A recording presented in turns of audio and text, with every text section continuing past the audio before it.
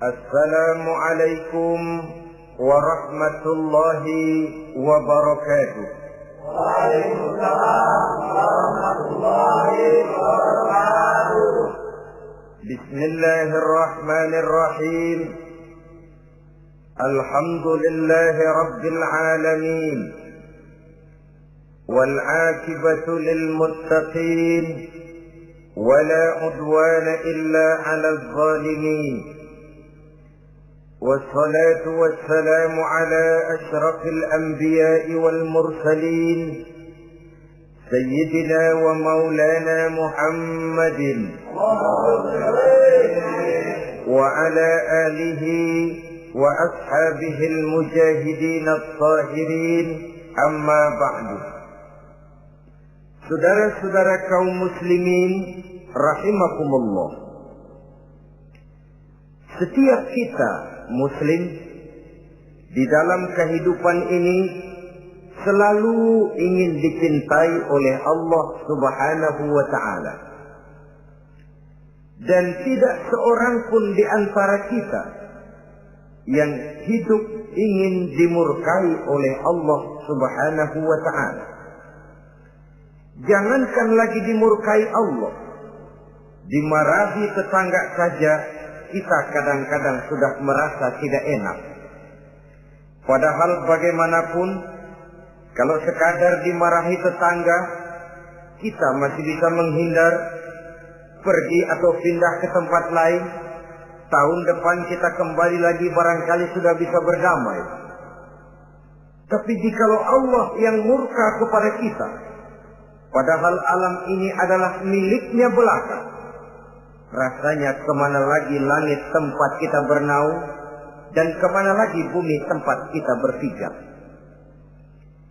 Setiap orang ingin dicintai Allah, tapi tidak setiap orang mau melakukan perbuatan-perbuatan yang kalau dikerjakannya Allah akan cinta kepadanya. Dan setiap orang tidak ingin dimurkai Allah, tapi orang kadang-kadang tanpa sadar melakukan perbuatan-perbuatan yang justru dimurkai oleh Allah Subhanahu wa taala. Pada pertemuan kali ini ingin saya sampaikan kepada hadirin satu hadis qudsi di mana Allah Subhanahu wa taala berfirman melalui lisan Nabi besar Muhammad sallallahu alaihi wasallam. أحب ثلاثا وحبي لثلاث أشد. Aku cinta, kata Allah, kepada 3 macam golongan manusia, tapi aku lebih cinta lagi kepada yang 3 macam lagi. Jadi ada yang sekedar dicintai Allah, ada yang lebih lagi dicintai oleh Allah Subhanahu wa taala. Siapa mereka? Mari kita ikuti satu persatu isi daripada hadis qudsi ini. Yang pertama, uhibbu ahlas safa. Aku cinta, kata Allah, kepada orang-orang yang pemurah. Aku cinta kepada orang-orang yang ringan tangan, mempunyai kepekaan sosial yang tinggi, gemar menolong orang yang memang memerlukan pertolongan. Aku cinta kepada orang-orang yang semacam itu. Saudara-saudara kaum muslimin rahimakumullah, di zaman sekarang ini, seiring dengan makin tajamnya persaingan hidup, makin tingginya tensi ekonomi, antara tenaga kerja yang masuk pasaran dengan lapangan kerja yang tersedia jauh dari memadai, gaya hidup orang semakin konsumtif, semakin individualis. Timbullah sikap hidup elu-elu, gua-gua. Kepekaan sosial mulai lentur dan luntur, tapi tidak terwujud di dalam kehidupan sehari-hari. Padahal agama mengajarkan Allah cinta kepada orang-orang yang bermurah tangan. gemar melakukan pertolongan, peka melihat penderitaan dan kesulitan orang lain. Adalah Allah melebihkan rezeki sebagian kita dari yang lain.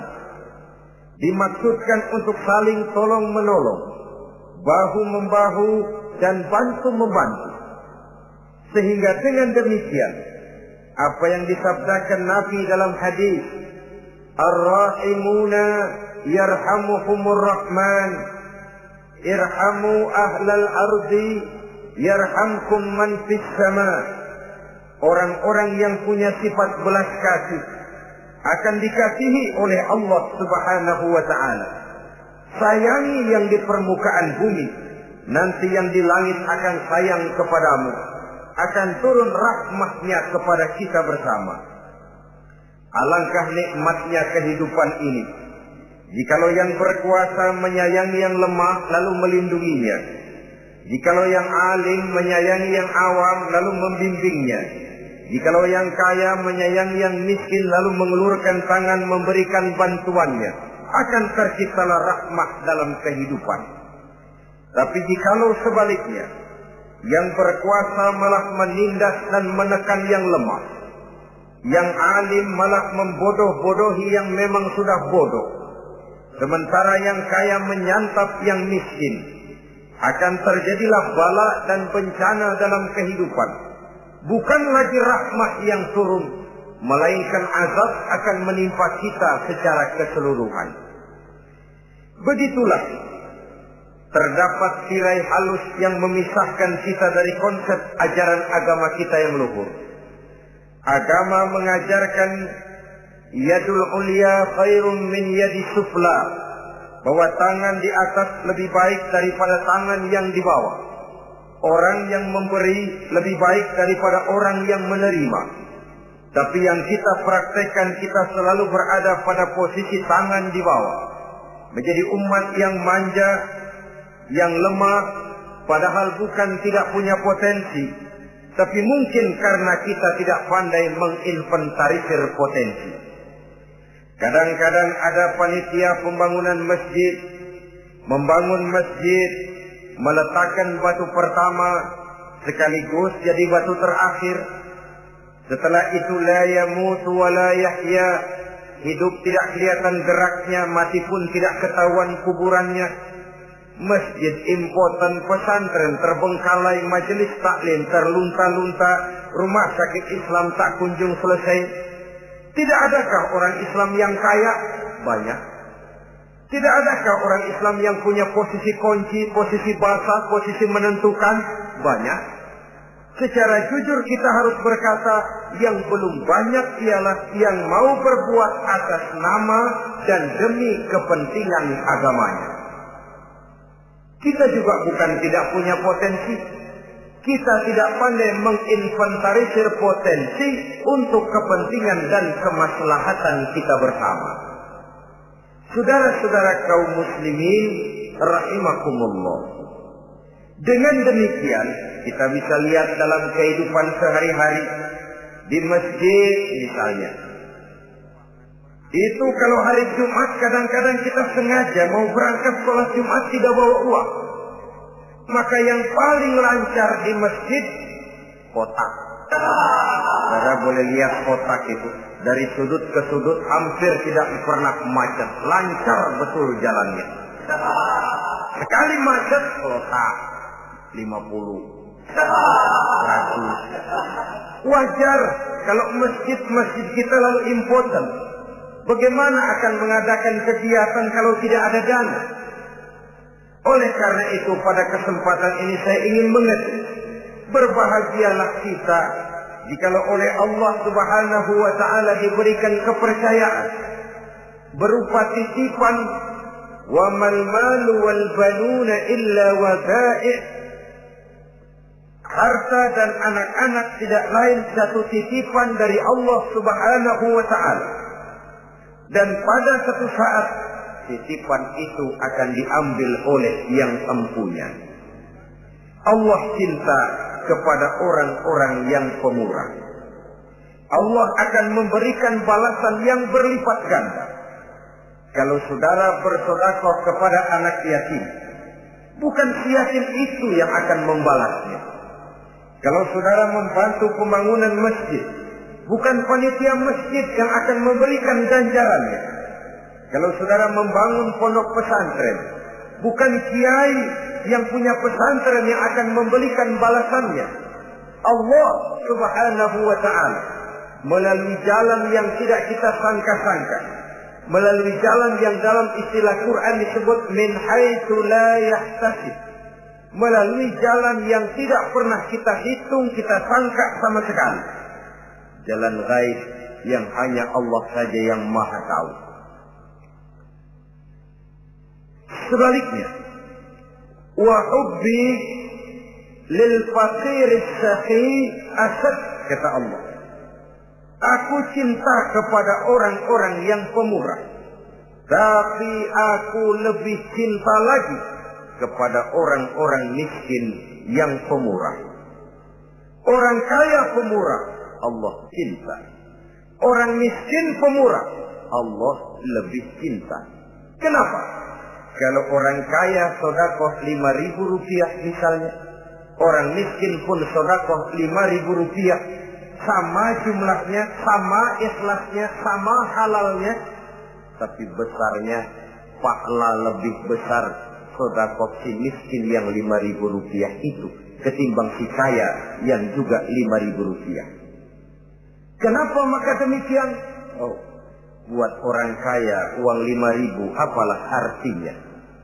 Tapi buat si miskin, untuk jumlah 5.000 itu dia harus peras keringat, banting tulang, pergi pagi, pulang sore, kaki jadi kepala, kepala jadi kaki. Tapi kok dia berani bersedekah sejumlah sedekahnya orang kaya. Ini yang dinilai oleh Allah Subhanahu wa ta'ala. Saudara-saudara kaum muslimin rahimakumullah, sifat inilah yang dahulu dicontohkan oleh baginda Rasul. Bahkan apa yang beliau sedekahkan kepada orang lain biasanya adalah sesuatu yang lebih baik dari apa yang beliau pakai sendiri. Watak ini yang diikuti oleh generasi sahabat. Kita ambil contoh ketika terjadi perang Tabuk misalnya. Datanglah Sayyidina Abu Bakar Siddiq, membawa seluruh harta bendanya disumbangkan di jalan Allah. Melihat ini Nabi bertanya, hal tarakta li ahlika syai'an ya Abu Bakar? Wahai Abu Bakar, begini banyak harta yang kau infakkan fi sabilillah ini, apakah buat keluargamu sudah kau tinggalkan? Sayyidina Abu Bakar dengan tegas menjawab, taraktu lahumullaha wa rasulahu. Sudah, saya tinggalkan mereka Allah dan Rasulnya. Saya tinggalkan mereka keyakinan, akidah, iman, bahwa kalau kami menolong Allah, menolong agama, Allah akan menolong kami. Bahwa kami tidak akan jadi melarat karena memperjuangkan agama. Bahwa kami tidak akan jatuh miskin kalau harta ini kami belanjakan di jalan Allah. Kami tinggalkan keyakinan itu kepada anak-anak dan istri di rumah. Sementara harta yang ada seluruhnya kami bawa kemari. Keyakinan yang dimiliki oleh Sayyidina Abu Bakar Siddiq di zaman sekarang ini sudah merupakan keyakinan yang sangat langka. Kita belum yakin benar akan kebenaran janji Allah. Sehingga dengan demikian timbullah keraguan-raguan. Apa iya kalau saya belanjakan uang ini di jalan Allah akan ada balasannya? Apa iya kalau uang ini saya gunakan untuk melaksanakan ibadah akan datang balasannya? Padahal dalam hadis qudsi Allah menjanjikan, ana inda zanni abdi bi. Aku ini, kata Allah, bagaimana menurut persangkaan hambaku saja kepadaku. Kalau dia sangka baik, insya Allah baik datangnya. Kalau dia sangka tidak, aku bagaimana menurut sangka hambaku kepadaku. Itulah sebabnya dalam segala hal kita harus husnuzan, berbaik sangka kepada Allah Subhanahu wa ta'ala. Saudara-saudara kaum muslimin rahimakumullah. Inilah golongan pertama kekasih Allah. Orang-orang yang dicintai Allah. Orang-orang yang pemurah, yang sadar bahwa harta hanya sekadar titipan dari Allah Subhanahu wa ta'ala. Dan harta menurut Nabi, apabila sudah kita belanjakan di jalan Allah, dia akan berkata, pertama, kuntu qalilatan fakassartani, jumlahku sebenarnya sedikit, tapi lantaran engkau sedekahkan aku, engkau belanjakan aku di jalan Allah, maka jumlahku jadi banyak. Kau sedekah 1000, dibalas 7000, dikali 10, dikali 100, masih ditambah wallahu yudha'ifu liman yasha. Allah melipat gandakan pahala kebajikan dari orang-orang yang dikehendakinya. Yang kedua, harta itu akan bicara lagi. Kuntu faniyatan fa abqaitani. Aku ini sebenarnya fana, tidak kekal, berubah, relatif dan temporer, sirna oleh pergeseran masa dan pertukaran waktu. Tapi lantaran engkau sedekahkan aku, engkau belanjakan aku di jalan Allah, maka nilaiku jadi kekal, akan mendampingi engkau sampai di hadratullah azza wa jalla di akhirat nanti. Jadi harta yang kita tumpuk-tumpuk, yang kita sangka akan mengekalkan kita sampai tidak akan miskin 7 keturunan, dengan segala macam cara kita tempuh, dia bukan harta yang kekal. Yang kekal yang kita belanjakan di jalan Allah Subhanahu wa ta'ala. Itu milik kita yang benar-benar akan kita nikmati. Yang ketiga, harta itu akan berkata lagi, kunta harisi fal ana sirtu harisaka. Dahulu kamulah yang menjaga saya, tapi sekarang setelah saya sedekahkan, setelah engkau sedekahkan aku, setelah engkau belanjakan aku di jalan Allah, bukan engkau lagi yang jaga aku, kata si harta, akulah yang akan menjagamu. Di dunia orang yang rajin sedekah, sedekahnya itu menolak bala, terhindar dari segala bencana dan musibah. Sementara di akhirat, sedekahnya itu akan menjadi dinding yang menjaga dia dari jilatan api neraka. Demikian harta yang sudah kita infakkan, kita belanjakan, kita sedekahkan di jalan Allah itu akan menjadi pejangga kita. Sehingga Nabi menyatakan, inna sadaqatal mar'il muslim tazidu fil umri wa tadfa'u mitatas su'i. Sesungguhnya sedekahnya seorang mukmin dapat menambah umur panjang dan menyelamatkan seseorang dari mati secara su'ul khatimah. Marilah kita melihat bahwa agama ini memerlukan kita, bahwa umat ini mengharapkan pengorbanan kita. Dengan segala kemampuan yang ada pada diri kita, mari kita menyadari bahwa harta kita yang benar-benar milik kita, sesungguhnya yang sudah kita belanjakan di jalan Allah Subhanahu wa ta'ala. Saudara-saudara kaum muslimin rahimakumullah, inilah golongan pertama. Golongan yang kedua yang dicintai oleh Allah Subhanahu wa ta'ala, uhibbul mutawadhi'in. Aku cinta, kata Allah, kepada orang-orang yang rendah hati, orang-orang yang membawa ilmu padi, makin berisi makin merunduk, makin di puncak makin sadar akan kelemahan dan keterbatasannya. Aku cinta kepada orang-orang yang rendah hati. Adalah satu sifat dari Rasulullah sallallahu alaihi wasallam yang diriwayatkan oleh Imam Abu Ja'far Al-Barzanji misalnya dalam rawi Barzanjinya, wa kana sallallahu alaihi wasallam syadidal haya'i wat tawadhu. Adalah Rasulullah sallallahu alaihi wasallam seorang yang sangat pemalu dan sangat rendah hati. Tawadhu, tidak melonjak menjadi angkuh dan sombong. Walaupun beliau adalah asyraful anbiya wal mursalin, nabi dan rasul termulia, imamul muttaqin, imamnya orang-orang yang bertakwa, rahmatan lil alamin, diutus sebagai rahmah bagi seluruh alam, tapi tawaduknya demikian luar biasa. Ketika beliau terusir dari Makkah, kita bisa membayangkan meninggalkan kampung halaman, meninggalkan keluarga yang berbeda akidah, hijrah ke Madinah.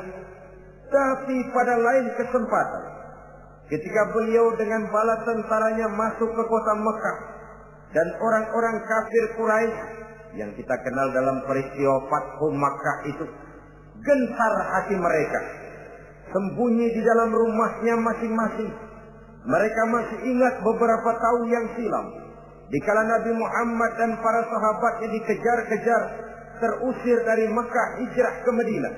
Sekarang Rasul kembali ke Mekah dengan segala keperkasaan bala tentaranya. Mereka berpikir, andai kata Muhammad mau saja membalas dendam, habis kita ini, habis, tidak akan tersisa. Dahulu dia kita caci maki, dahulu dia kita usir, dahulu dia kita kejar-kejar untuk kita bunuh. Sekarang kita tidak berdaya. Muhammad dengan perkasa, dengan bala tentaranya yang gagah sekarang masuk ke kota Mekah. Apa yang harus kita lakukan?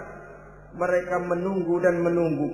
Dan Nabi dengan gagah masuk ke kota Mekah bersama bala tentaranya. Apa ucapan yang pertama beliau lontarkan? Pembalasan dendam? Tidak. Mencari orang-orang yang dulu mengejar, memusuhi, mengancam akan membunuhnya? Tidak. Beliau tidak teriak-teriak, mana itu Abu Jahal, mana itu Abu Lahab, mana itu Abu Sufyan, mana itu dulu orang-orang yang memusuhi saya dan sahabat saya, ayo keluar kalau berani, ha? Tidak. Pidato ucapan pertama yang keluar dari bibir yang mulia itu sungguh di luar perkiraan kufar Quraisy. Apa jawab Nabi? Pidato Nabi, al-yauma yaumul marhamah. Tuan-tuan para Quraisy, tidak usah khawatir. Hari ini adalah hari yang penuh kasih sayang. Saya masuk ke kota Makkah semata-mata untuk menunaikan ibadah. Tidak akan ada balas dendam. Tidak akan ada pertumpahan darah. Siapa yang masuk ke Masjidil Haram dia aman. Siapa yang masuk ke Masjidil Haram dia tenang, tidak akan diganggu barang sedikit pun. Bersih hatinya dari balas dendam. Tidak ada watak untuk menunjukkan kepongahan pada beliau berada di puncak kejayaan. Tidak. Ini yang disebut sadidul haya wa tawadhu. Sangat rendah hati. Tidak melonjak menjadi angkuh dan sombong lantaran keberhasilan yang pernah dicapainya. Uhibbul mutawadhi'in. Aku cinta kepada orang-orang yang rendah hati. Makin berkuasa, makin rendah hati. Makin berilmu, makin rendah hati. Makin kaya, makin tawadhu. Wa hubbi lil ghaniyil mutawadhi asad. Tetapi kata Allah, aku lebih cinta lagi kepada orang-orang kaya yang rendah hati. Orang miskin tidak sombong, Allah cinta. Orang kaya tidak sombong, Allah lebih cinta. Sebabnya apa? Rasa-rasanya kalau ada orang miskin tidak sombong, memang sudah harusnya. Tapi kalau ada orang kaya, apa saja dia punya. Kebunnya ada di mana-mana, kendaraannya sejumlah keluarganya, uangnya, depositonya ada di berbagai bank, pabriknya banyak. Apa saja dia punya, tapi tidak sombong, tawadhu. Ini yang lebih dicintai oleh Allah Subhanahu wa ta'ala. Saudara-saudara kaum muslimin rahimakumullah. Oleh karenanya, hadis qudsi ini menanamkan kesadaran kepada kita bersama bahwa yang pantas untuk sombong hakikatnya cuma Allah saja. Itu sebabnya salah satu asma'ul husna Allah disebut al-mutakabbir. Kalau Allah sombong, wajar, karena memang tidak ada Tuhan lain selain Allah. Alam dan seluruh isinya adalah miliknya belaka. Tidak ada satupun yang bisa mengklaim. Al-mutakabbir huwallah. Yang pantas sombong hanya Allah subhanahu wa ta'ala. Saudara-saudara kaum muslimin rahimakumullah. Yang ketiga, orang yang dicintai oleh Allah subhanahu wa ta'ala, uhibbut taibin. Aku cinta kepada orang-orang yang bertaubat. Kepada orang-orang yang apabila berbuat kesalahan, dia segera sadar. Dijadikannya kesalahan itu sebagai satu pelajaran untuk tidak diulanginya lagi pada masa yang akan datang. Adalah lebih baik kita mulai dari kertas yang kelabu, hitam sekalipun, kalau akhirnya akan menjadi lembaran-lembaran yang putih, ketimbang kita mulai dengan lembaran yang putih, kalau akan ditutup dengan lembaran-lembaran hitam noda yang tidak berhapus. Allah subhanahu wa ta'ala Maha Pengampun, Pengasih dan Penyayang. Ia akan memaafkan segala perbuatan yang bersifat salah dari hamba-hambanya, asalkan tidak diulanginya lagi.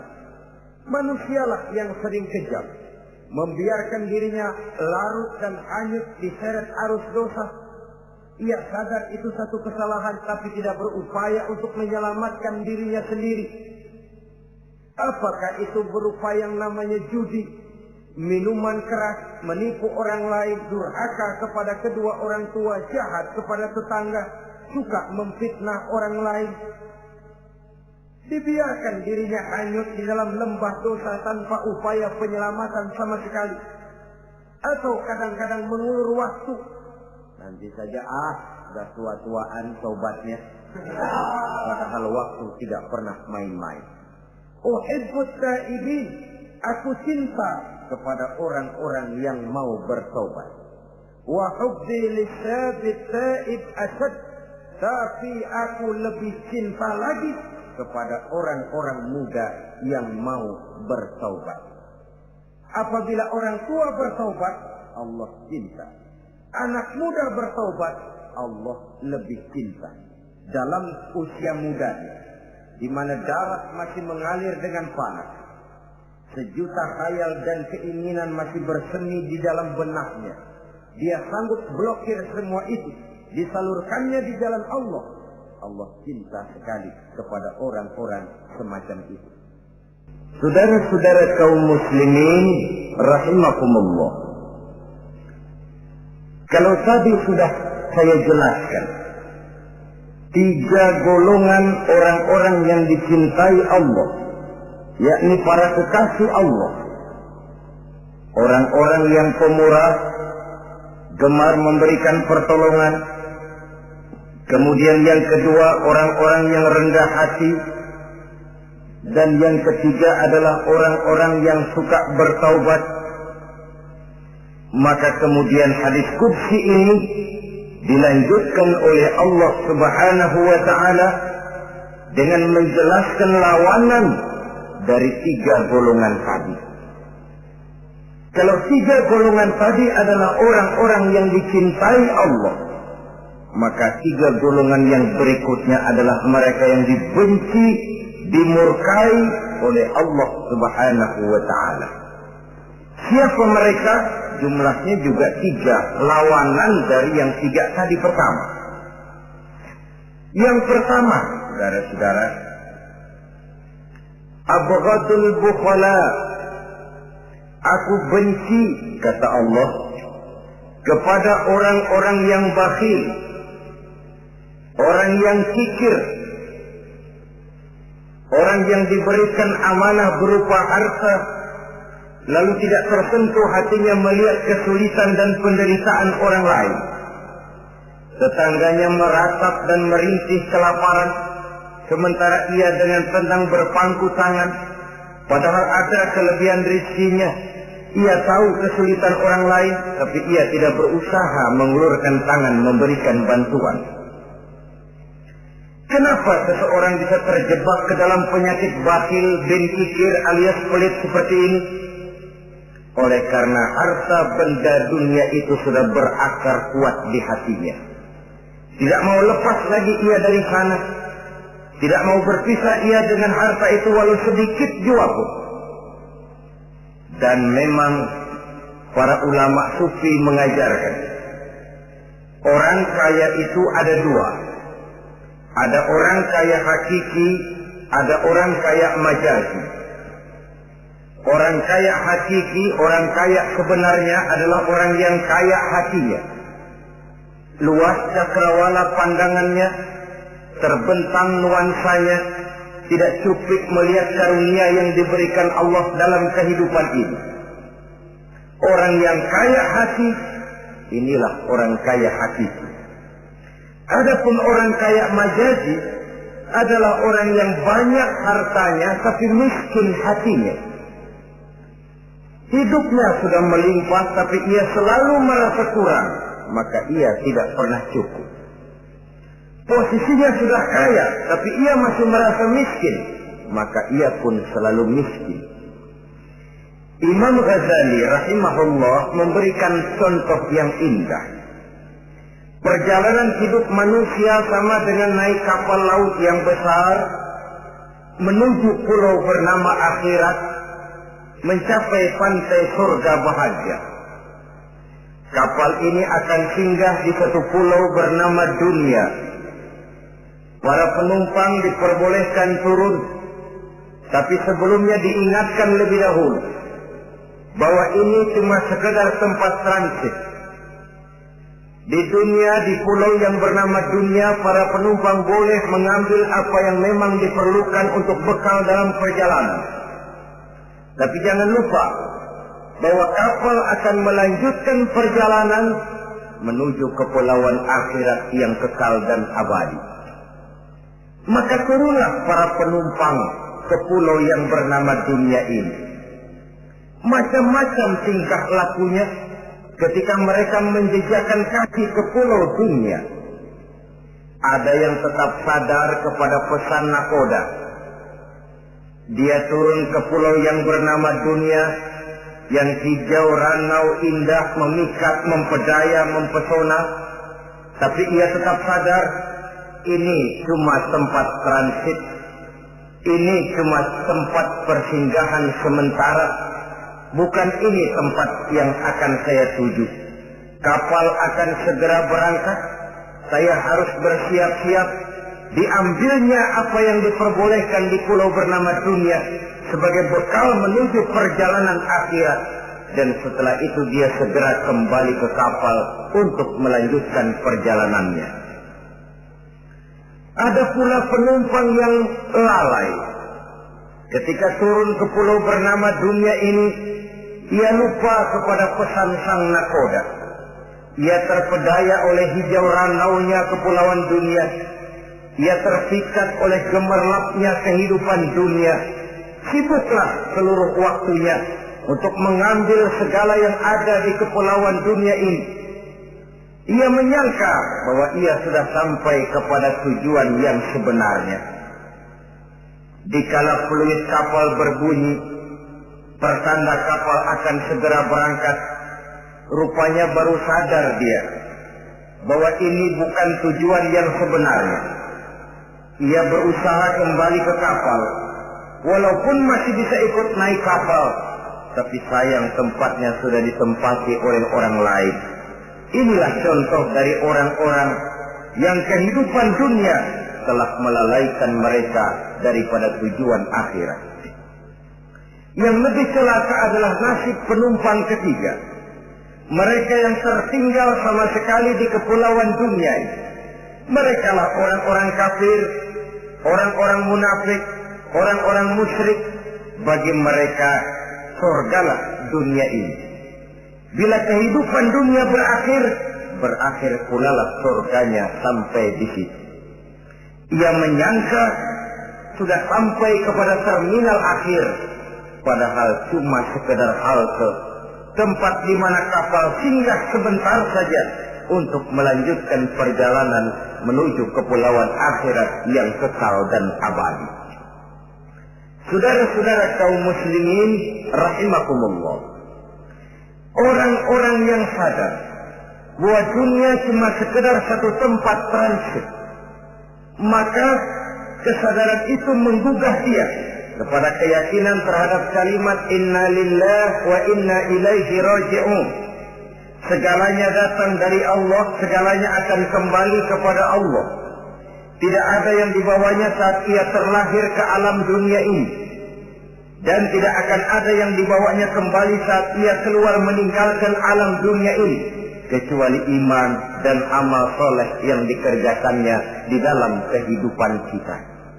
Bukan bakhil yang menyebabkan orang cepat jadi kaya, bukan pemurah yang menyebabkan orang jatuh miskin dan bangkrut, tetapi kesadaran bahwa segalanya datang dari Allah, segalanya akan kembali kepada Allah, akan membuat kita walaupun memiliki harta dan benda, tapi ia tidak berurat dan berakar di dalam hati. Abghadul bukhala, kata Allah, aku benci kepada orang-orang yang bakhil. Kadang-kadang jangankan untuk orang lain, untuk kepentingan agama, dirinya sendiri saja tidak bisa menikmati kekayaannya. Kaya dia sebenarnya, tapi dia tidak sadar akan kekayaannya. Lebih celaka lagi, dia tidak tahu untuk apa kekayaan itu akan dipergunakan. Lahirnya mazhab materialisme, hidup serba cukup, serba ada, seperti yang kita lihat di negara-negara yang makmur, di Eropa bagian barat misalnya. Keluarga-keluarga jet set yang akhirnya bingung karena kebanyakan harta. Kalau kita di timur umumnya bingung karena tidak punya harta. Di sana orang bingung karena kebanyakan harta, mau diapakan harta itu. Akhirnya timbullah gaya hidup yang aneh-aneh, membentuk klub-klub nudis terlepas dari pergaulan dunia ramai, bergerombol tidur di gua-gua, padahal rumahnya macam istana, kamarnya 37, ada kolam renang, ruangan ber-AC, kemana pergi mobil sejumlah keluarga, dari merek-merek yang mewah, keluaran mutaakhir. Tidak puas mobil punya kapal pesiar, kapal laut, tidak cukup kapal laut punya kapal pesawat terbang pribadi. Apa yang dimau uangnya bisa bicara, tapi akhirnya lalu sampai kepada titik jenuh, sampai kepada yang namanya frozen emotional attitude. Dan sikap bakhil inilah yang pada akhirnya mendorong seseorang untuk sampai kepada tingkat yang disebut tamak, rakus, serakah. Dan mental semacam ini tidak hanya membahayakan bagi pribadi yang punya watak, tapi juga bagi lingkungan, bagi masyarakat, bahkan dalam skopnya yang luas, bagi pertumbuhan suatu bangsa, bagi pertumbuhan suatu negara. Sikap-sikap tamak, rakus, serakah, mau menang sendiri, mau kuasa sendiri, mau basah sendiri, mau kaya sendiri, persetan dengan orang lain, adalah sikap-sikap yang tidak saja bertentangan dengan ajaran agama kita, tapi juga bertentangan dengan falsafat dasar kehidupan bangsa kita, yakni Pancasila. Saudara-saudara kaum muslimin rahimakumullah, lawanannya kemudian Allah menyatakan, wa bughdi lil ghaniyil bakhil asad, aku benci kepada orang yang bakhil, tapi aku lebih benci lagi kepada orang-orang kaya yang bakhil. Kalau orang miskin pelit, barangkali masih orang berkata pantaslah dia tuh pelit, miskin. Tapi kalau kaya, bakhil, kaya, pelit, rasanya orang menyayangkan. Apa saja dia punya, tapi bakhil, pelit, tidak sadar bahwa itu adalah amanah Allah yang suatu saat akan dimintakan pertanggungan jawab di padang mahsyar nanti. Inilah golongan pertama yang dibenci oleh Allah Subhanahu wa ta'ala. Golongan yang kedua, abghadul mutakabbirin. Aku benci kepada orang-orang yang sombong. Baik sombong oleh karena kekuatan, wewenang, jabatan. Baik sombong oleh karena ilmu pengetahuan, skill, keahlian, kemampuan. Baik sombong oleh karena harta benda dan kekayaan. Sombong dalam segala bentuknya tidak disenangi oleh Allah Subhanahu wa ta'ala. Inilah yang saya maksud tadi dengan membawa ilmu padi seharusnya. Semakin berisi, semakin merunduk. Sebab pepatah orang-orang tua kita bilang, air beriak tanda tak dalam, tong kosong bunyinya nyari. Orang belajar silat kalau baru dapat 2-3 jurus memang genit bukan main. Sesuatu yang barangkali sudah lumrah dalam kehidupan. Tapi yang diajarkan oleh agama, abghadul mutakabbirin, aku benci kepada orang-orang yang sombong. Al-Quran syarat dengan contoh-contoh baik dari perjalanan sejarah, baik dari perjalanan hidup para nabi dan para rasul. Seluruhnya merupakan tampil, contoh dan ibarat bagi kita bersama. Fanzuru kaifa kana akibatul mukazzibin. Fanzuru kaifa kana akibatul mujrimin. Berjalanlah kamu di permukaan bumi, lihat bagaimana akibat yang diderita oleh para pendusta. Lihat bagaimana akibat yang diderita oleh para pembuat dosa, oleh orang-orang yang sombong, angkuh, congkak dan takabur. Mereka satu demi satu mengalami kehancuran, tenggelam di perut sejarah. Kurang apa Fir'aun? Kurang apa Raja Namrud? Kurang apa Raja Abrahat? Tentaranya gagah perkasa, kekuasaannya luas, istananya megah dan besar, pengawalnya gentayangan di mana-mana, intelnya selalu siap siaga menjaga keamanan. Sang raja diraja, entok waktu berputar masa beredar, tenggelam oleh perputaran waktu dan peredaran zaman. Tidak ada satu keabadian dalam kehidupan ini. Akankah kita melahirkan Fir'aun kelas baru, Namrud di zaman modern, Abrahat gaya kini, yang semakin berada di puncak kekuasaan semakin lupa diri dan lupa daratan, menjadi orang yang hanya mau benar sendiri, adil sendiri, makmur sendiri, tidak peduli menari di atas bangkai dan penderitaan orang lain? Akankah kita melahirkan korun gaya baru yang sombong oleh karena harta kekayaan yang berlipat ganda? Ataukah kita akan melahirkan barsisul abid gaya baru yang sombong oleh karena ilmu pengetahuan yang dimilikinya? Marilah kita menyadari al-mutakabbir huwa Allah. Yang pantas, boleh dan sombong, wajar untuk sombong, cuma Allah Subhanahu wa ta'ala. Abghadul mutakabbirin, aku benci kepada orang-orang yang sombong. Saudara-saudara kaum muslimin rahimakumullah, lawanannya kata Allah, selebihnya wa bughdi lil faqiril mutakabbir asad. Tetapi kata Allah, aku lebih benci lagi kepada orang miskin yang sombong. Ini yang sudah tidak punya pilihan. Orang pintar sombong barangkali lumayan, goblok sombong minta ampun. Pejabat sombong barangkali karena punya pangkat. Rakyat sombong, apa yang mau disombongi?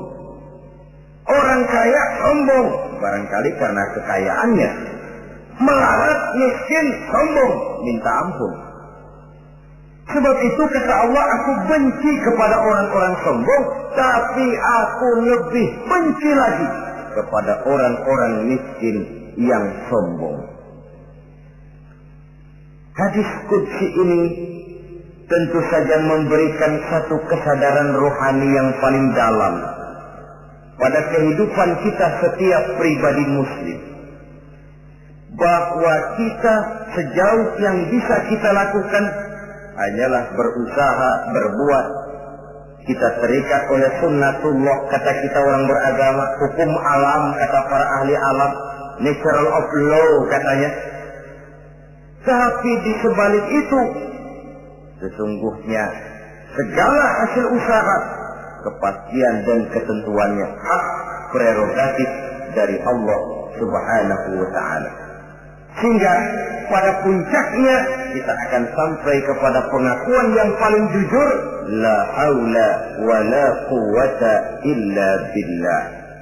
Tidak ada daya kita, tidak ada kekuatan kita kecuali apa yang memang telah diberikan Allah. Dialah sumber daya, sumber gerak, sumber seluruh kekuatan. Dan kita manusia hanya mencapai itu kalau dikaruniai oleh Allah Subhanahu wa ta'ala. Sewajarnya, makin bertambah ilmu, makin sadar kita akan kebodohan kita. Seperti yang diucapkan oleh Al-Imam Syafi'i rahimahullah, setiap tambah ilmuku, bertambah tahulah aku akan kebodohan. Sewajarnya, semakin bertambah harta kita, semakin sadar kita akan kemiskinan kita. Semakin bertambah tinggi pangkat dan jabatan kita, semakin sadar kita dari mana kita datang, kemana kita akan pulang, dan di mana kita akan berada sekarang. Dengan kata lain, ilmu itu, harta itu, pangkat dan kedudukan itu sesuatu yang perlu dan perlu. Tapi bukan sebagai tujuan. Semuanya cuma sekedar alat. Tujuannya apa? Jangka panjang di akhirat untuk mencapai ridho Allah. Jangka pendek di dunia ini harus menjadi rahmatan lil alamin. Bagaimana ilmu itu jadi rahmah bagi lingkungan? Bagaimana kekuasaan itu jadi rahmah bagi lingkungan? Bagaimana harta itu jadi rahmah bagi lingkungan? Berfungsi sosial untuk kebersamaan di dalam kehidupan ini. Saudara-saudara kaum muslimin rahimakumullah, inilah golongan kedua yang dimurkai oleh Allah Subhanahu wa ta'ala. Golongan yang ketiga, abghadul fasad, aku benci, kata Allah, kepada orang-orang yang berhati keras, berhati batu, tidak mempan nasihat, baik nasihat itu datang dari Allah, baik nasihat itu datang dari orang lain, baik nasihat itu datang dari dalam dirinya sendiri, atau bernasihat yang dipandangnya, yang dilihatnya dalam segala gerak kehidupan. Satu hari bahkan beberapa sahabat pernah menghadap Rasulullah Sallallahu Alaihi Wasallam. Ya Rasul, jikalau sekarang ini kami nyaris tidak punya problem, artinya semua problem kami tuntas, sedikit kami bingung, Tuanlah tempat kami bertanya. Kami tidak mengerti hukum, Tuan tempat kami meminta fatwa. Kami ingin mendapat petunjuk, kepada Tuan kami mengadu. Tapi nanti kalau suatu saat Tuhan telah berangkat meninggalkan kami ya Rasulullah, menghadap Allah Subhanahu wa ta'ala, tinggallah kami hidup tanpa bimbingan Tuhan, kemana lagi kami harus minta nasihat? Baginda Rasul senyum, kemudian beliau menjawab, taraktu lakum nasihatain, kamu tidak usah khawatir. Kalaupun pada satu saat nanti aku berangkat meninggalkan kamu semua, kembali menghadap Allah Subhanahu wa ta'ala, kamu tidak perlu bingung. Tempat kamu minta nasihat ada, tempat kamu bertanya ada, tempat kamu minta fatwa dan kepastian hukum ada. Taraktu lakum nasihatain, aku tinggalkan untukmu dua macam nasihat. Pertama, yang aku tinggalkan kepadamu itu nasihat yang pandai bicara. Yang kedua, yang aku tinggalkan kepadamu itu nasihat yang diam saja. Sahabat lalu bertanya, kalau nasihat yang bisa bicara itu apa ya Rasul? Beliau menjawab, Al-Quranul Karim. 6.666 ayat, 30 juz, 114 surah, seluruhnya nasihat bagi umat Islam. Apapun yang akan kau kerjakan, kemanapun kau akan pergi, bertanyalah kepada Al-Quran, minta nasihatnya. Bertanya langsung? Tentu tidak. Bertanya kepada Al-Quran artinya fas'alu ahla dzikri in kuntum la ta'lamun. Jikalau kamu memang tidak mengerti, bertanyalah kepada yang mengerti. Yang mengerti Al-Quran tentu tidak lain para ulama, para kiai, para asatidz, guru-guru yang mengaku kita di majelis taklim. Nasihat yang pandai bicara, Al-Quranul Karim. Kemanapun saja kaki akan kita langkahkan, ke arah manapun bumi yang akan kita tuju, mintalah lebih dahulu nasihat Al-Quranul Karim. Usaha apapun yang akan kita lakukan, mintalah nasihat kepadanya. Itu nasihat yang pandai bisa. Lalu sahabat bertanya lagi, kalau nasihat yang diam saja itu apa ya Rasul? Beliau menjawab, nasihat yang diam saja itu maut. Diam saja dia, tidak bicara, tapi pasti datangnya. Dan itu jadi nasihat. Kalau sekarang kau menyolatkan orang lain, apa tidak mungkin besok kau disolatkan orang? Kalau hari ini kau antar jenazah temanmu ke liang lahat, entah tahun depan, bulan depan, minggu depan, entah 5-10 tahun yang akan datang, bukankah kau yang akan diantar ke liang lahat? Kau tengoklah temanmu itu, matanya masih ada tapi sudah tidak sanggup lagi melihat. Jangankan melihat, digerakkan saja pun sudah tidak bisa. Telinganya belum kemana-mana tapi sudah tidak mampu lagi mendengar. Kakinya masih cukup tapi sudah tidak mampu untuk dipakai berjalan. Tangannya masih ada tapi tidak ada lagi yang bisa dipegangnya.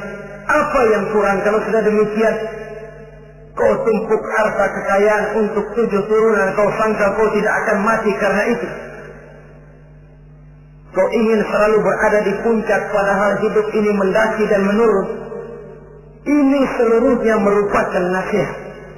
Orang yang hatinya keras tidak mempan nasihat yang datang dari Allah, Quran dan mau. Nasihat yang datang dari orang lain, kadang-kadang diberikan nasihat, lebih pandai dia berkilah, lebih pandai dia berkelit, lebih pandai dia berjawab. Orang yang memberi nasihat baru bicara 1, dia sudah 10. Nasihat yang datang dari orang lain tidak juga bisa menyentuh hatinya. Atau nasihat yang timbul dari dalam dirinya sendiri. Kulit yang mulai berkerut, uban yang mulai bertabur, gigi yang permisi satu demi satu. Itu kan seluruhnya merupakan nasihat. Tapi orang yang hatinya keras, kasar, istilah kita barangkali sudah kulit badak, muka tembok, kuping kebo, masuk dalam golongan khatamallahu ala qulubihim. Allah sudah tutup cap, Allah stempel hati mereka, tidak masuk lagi nasihat. Na'udzubillah summa na'udzubillah. Beruntung kita kalau oleh Allah ini diberikan hati yang lembut, peka, mudah menerima kebenaran, tidak tertutup terhadap kebenaran. Walaupun kebenarannya itu datang dari seorang budak yang hitam legam. Karena memang agama mengajarkan khuzil hikmata wa la yadurruka min ayyi wi'a'in kharajat. Ambillah hikmah, ambillah kebenaran, tidak usah terlalu kau pedulikan dari mana sumbernya. Asal itu merupakan kebenaran, jadikan sebagai nasihat di dalam kehidupan. Saudara-saudara kaum muslimin rahimakumullah, rugi dan celaka kita kalau sampai diberikan hati yang keras, kasar, masuk dalam qaswatul qalbi, hati yang kasar, keras, tidak mempan nasihat apapun. Kalau kadang-kadang masuk telinga kanan, keluar lagi telinga kiri, tidak pernah singgah di lubuk hatinya walau sebentar sekalipun. Tidak pernah transit, atau kalaupun transit seperti air di daun talas, mudah bergoyah ke kiri dan ke kanan. Allah benci kepada orang-orang yang hatinya keras. Selanjutnya, wa bughdhi lisaykhil fasik asad. Tapi kata Allah, aku lebih benci lagi kepada orang tua yang hatinya keras. Tua-tua keladi katanya, makin tua makin menjadi. Kalau ada anak muda bandel, nakal, setidaknya orang masih punya harapan. Masih ada orang berkata, ya doain aja dah, mudah-mudahan dia makin dewasa, makin lurus jalan hidupnya, makin benar langkahnya, makin sadar rasa keagamaannya. Masih ada ucapan seperti itu. Tapi kalau sudah tua malah makin gila, orang sudah habis harapan. Paling orang bilang, tuh aki-aki udah asar, udah maghrib, udah dekat ke lubang kubur, bedung maghrib masih nyengsok aja di perapatan. Saudara-saudara kaum muslimin, habis rasanya harapan orang. Aku benci kepada orang yang hatinya keras, tapi aku lebih benci lagi kepada orang tua yang berhati keras. Kenakalan remaja dibenci Allah. Kenakalan orang-orang tua lebih dibenci oleh Allah Subhanahu wa ta'ala.